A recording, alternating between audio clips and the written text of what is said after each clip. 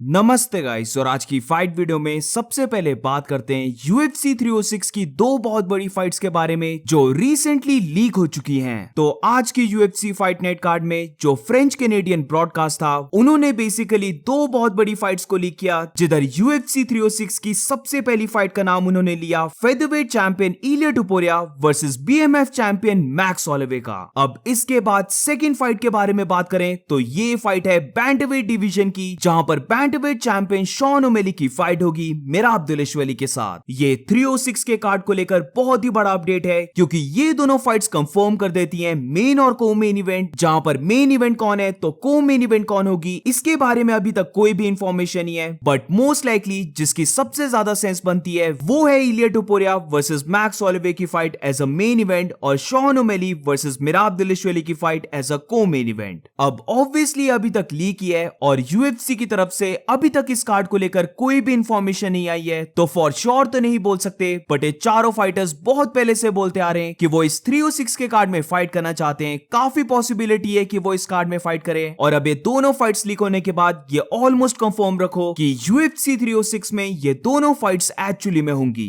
अब अगर तो ऐसा सच में हो जाता है तो इसका मतलब ये होगा कि UFC 306 में 3 चैंपियनशिप बेल्ट्स लाइन पे लगने वाली हैं, जहां पर मेन इवेंट में फेदरवेट डिवीजन की बेल्ट, को मेन इवेंट में बैंटवेट डिवीजन की बेल्ट, और अगर फीचर्ड फाइट यानी कि थर्ड फाइट के बारे में बात करें तो वहां पर विमेंस फ्लाईवेट डिवीजन की बेल्ट भी लाइन पे लगने वाली है। तो इस अपडेट को भी यहीं तक रखते हैं क्योंकि जैसे मैंने पहले कहा कि अभी तक इनमें से कोई भी फाइट ऑफिशियल नहीं है, बट अगर UFC इन फाइट्स को ऑफिशियल कर देती है तब इनके बारे में डिटेल से बात करेंगे। और अब moving on to the next update, तो मैं छोटा सा रिकैप दे देता हूं आज हुई UFC फाइट नाइट के बारे में। अब ओवरऑल मैं इस कार्ड को बोलूंगा कि एक गुड एवरेज कार्ड था, जहां पर मेन इवेंट और को मेन इवेंट ने थोड़ा सा अंडर परफॉर्म किया है, बट उसके अलावा अगर हम बाकी फाइट्स को देखें, स्पेशली अगर हम प्रीलिम फाइट्स को देखें तो काफी फाइट्स अमेजिंग गई थी, हमें मल्टीपल नॉकआउट्स भी देखने को मिले। तो इसीलिए मेरी ओपिनियन में ये कार्ड एक गुड एवरेज कार्ड था। मेन इवेंट में रोज नामेयूनेस ट्रेसी कॉर्टेस को बीट कर देती है बाय यूनानिमस डिसीजन, वेयरएज को मेन इवेंट की बात करें तो यहां पर मुस्लिम सेलिकॉव सैंटियागो पोंसिनिबियो को बीट कर देता है by split decision. I really thought कि सैंटियागो पोंसिनिबियो इस फाइट को विन करने वाला है क्योंकि मुस्लिम सेलिकॉव अब 40 इयर्स का हो चुका है, बट यहां पर सैंटियागो ने बहुत ही अंडर परफॉर्म किया। वेयरएज मुस्लिम सेलिकॉव की बात करें तो 40 इयर्स की एज में भी उसने काफी अच्छे फाइटर को बीट किया है और आई थॉट इस विन के बाद वो रिटायरमेंट लेने वाला है, बट ऐसा नहीं है, वो स्टिल अभी फाइट करेगा।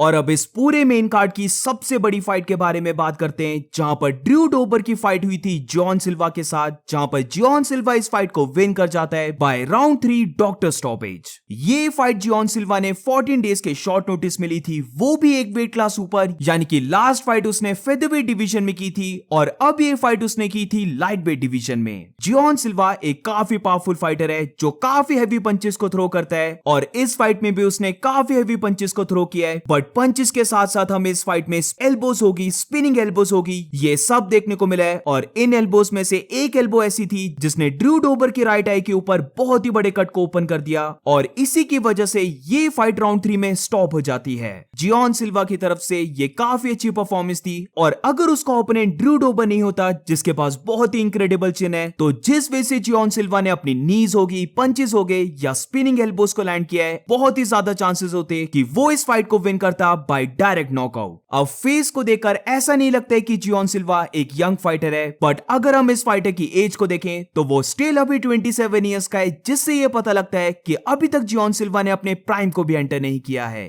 तो सेम ऐसे अगर वो अपनी फाइट्स में वो भी दोनों डिवीजन फेदरवेट और लाइटवेट डिवीजन, इन दोनों डिवीजन में अपनी फाइट्स को फिनिश करता रहा तो बहुत ही जल्दी हम इस फाइटर को दोनों डिवीजन के टॉप में देखेंगे। और इस फाइट के बाद मैं काफी एक्साइटेड हूं जॉन सिल्वा की और भी फाइट्स देखने के लिए। But on the other hand Joshua Van, जिसके बारे में लास्ट वीडियो में मैंने बात की थी, वो अपनी फाइट को नहीं जीत पाया, जहां पर चार्ल्स जॉनसन जोशुआ वैन को राउंड 3 में नॉकआउट कर देता है। जोशुआ वैन ने पहले 2 राउंड्स बहुत ही अच्छे से फाइट की है, वो प्रॉपर एक टेक्निकल फाइटर की तरह फाइट कर रहा था, जहां पर नॉट ओनली उसकी ऑफेंसिव गेम बट ऑल्सो उसका काफी अच्छा डिफेंस था। पर क्योंकि वो स्टिल अभी 22 इयर्स का है तो हम बोल सकते हैं क्योंकि उसके पास एक्सपीरियंस बहुत ही कम है, तो राउंड 3 की स्टार्टिंग में ही जब चार्ल्स जॉनसन काफी एग्रेसिव आया तो उस टाइम जोशुआ वैन को चाहिए था कि वो थोड़ा सा बैक ऑफ हो जाए, वो थोड़ा सा डिफेंसिव हो जाए, वो अपने गार्ड को ऊपर रखे, बट यहां पर जोशुआ वैन ट्राई करता है कि वो चार्ल्स जॉनसन की तरह वाइल्ड हो जाएगा, वो पंचेस को एक्सचेंज करेगा, बट ये चीज उसको बहुत ही भारी पड़ गई, जहां पर चार्ल्स जॉनसन उसे बहुत ही बुरी तरीके से हर्ट करता है और एंड में काफी हार्ड अपरकट से उसने जोशुआ वैन को नॉकआउट कर दिया। तो तुम्हें ये फाइट नाइट कार्ड कैसा लगा, let me know in the comments. But इसी के साथ moving on to the next update, तो अब बात करते हैं कॉनर मैग्रेगर और माइकल चैंडलर के बारे में। तो इन दोनों की फाइट को लेकर रिसेंटली कॉनर मैग्रेगर ट्वीट करता है कि उसकी और डायना वाइट की बात हो चुकी है, जहां पर वो सबको ये बताना चाहता है कि उसकी और माइकल चैंडलर की फाइट इसी साल होगी।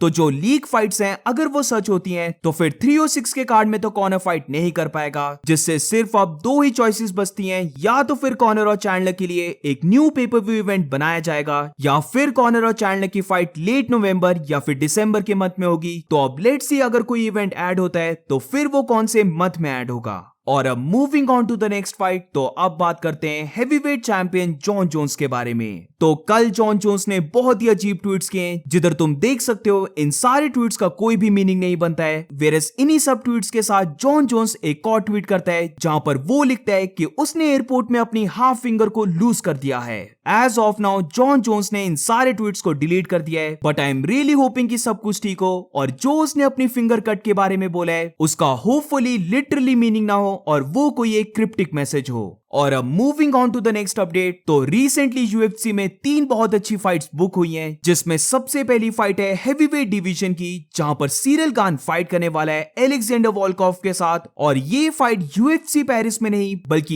ये फाइट होने वाली है 26 अक्टूबर यूएफसी 308 में। सीरियल गान एक फ्रेंच है तो डेफिनेटली उसे पेरिस में फाइट करनी चाहिए थी, बट फॉर सम रीजन उसकी फाइट इस कार्ड में बुक नहीं हुई और अब उसकी फाइट 26 अक्टूबर अबू धाबी के कार्ड में होने वाली है, जहां पर ये चीज मैं बताना चाहता हूं कि एलेक्जेंडर वॉल्कोव के साथ ये उसका रीमैच है। अपनी फर्स्ट फाइट को सीरियल गान यूनानिमस वे से जीत गया था, जहां पर to be honest I don't think so कि ये फाइट ज्यादा सेंस बनाती है, क्योंकि मुझे लगता है कि जब टॉम एस्पिनल सीरियल गान को कॉल आउट कर रहा था तो वहां पर सीरियल गान को फाइट एक्सेप्ट कर लेनी चाहिए थी। वेरस अगर टॉम एस्पिनल नहीं तो जब जेल्टन अल्मेडा ने उसे कॉल आउट किया तो वो फाइट भी वो कर सकता था, जहां पर फॉर श्योर ये फाइट यूएफसी पेरिस के कार्ड में हो जाती। बट इसी के साथ हमें ये भी देखना होगा कि सीरियल गान यहां पर थोड़ा सा बिग ब्रेन भी यूज कर रहा है, क्योंकि जेल्टन अल्मेडा एक ग्रैपलर है, वेरस टॉम एस्पिनल भी उसके लिए स्टाइलिस्टिकली एक थोड़ी सी टफ फाइट है, वेरस एलेक्जेंडर वॉल्कोव को उसने ऑलरेडी बीट किया है, जहां पर आई नो कि एलेक्जेंडर वॉल्कोव अब काफी ज्यादा इवॉल्व कर गया है, वो बहुत ही अच्छे से फाइट कर रहा है। बट स्टिल स्टाइलिस्टिकली अगर देखा जाए तो इन तीनों फाइटर्स के कंपैरिजन में एलेक्जेंडर वॉल्कोव एक ज्यादा इजी फाइट है। अब इसके बाद नेक्स्ट फाइट के बारे में बात करें तो ये फाइट होने वाली है UFC fight night card Paris में, जहां पर मिडिलवेट फाइटर नसरुद्दीन इमामोव की फाइट होने वाली है ब्रेंडन एलन के साथ। टू बी ऑनेस्ट ये काफी अच्छी फाइट है, दोनों फाइटर्स अपने लास्ट लॉस के बाद बहुत ही अच्छे से फाइट करने लग पड़े।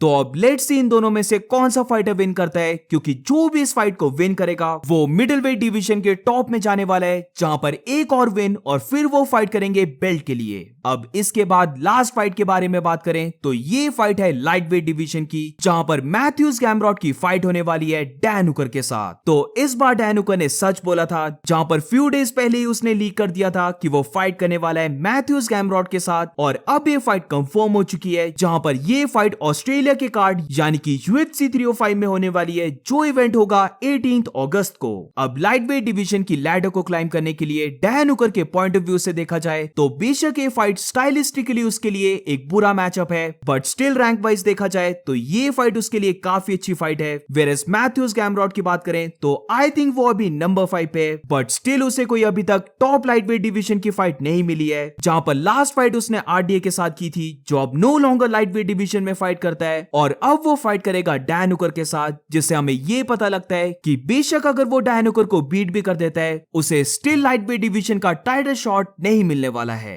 अगर सपोज उसकी फाइट होती चार्ल्स ओलिवेरा या फिर जस्टिन गेची के साथ और फिर वो अगर अपनी फाइट को विन करता तो फॉर श्योर उसे टाइटल शॉट मिल जाता, बट डैन हुकर के अगेंस्ट इवन अगर वो फाइट को विन कर जाता है, आई एम नॉट श्योर कि उसे टाइटल शॉट मिलने वाला है। So that's it for today guys, आज की फाइट वीडियो में बस इतना ही। अगर तुम्हें वीडियो अच्छी लगी हो तो please make sure to like subscribe. मिलते हैं नेक्स्ट वीडियो में।